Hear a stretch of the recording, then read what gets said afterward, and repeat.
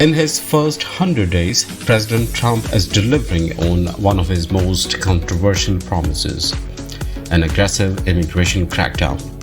From deporting student protesters to mistakenly removing legal residents, the Department of Homeland Security says it's executing the will of the people. But backlash is mounting. A federal judge has just blocked Trump's use of the Alien Enemies Act to deport Venezuelans, calling it unlawful. DHS spokesperson Tricia McLaughlin defends the strategy, saying the administration isn't skipping due process but rather redefining it, depending on the individual. The administration is accused of targeting U.S. citizens in ICE raids, including a botched Oklahoma operation and multiple wrongful arrests. McLaughlin blames activist judges, even those appointed by Republicans.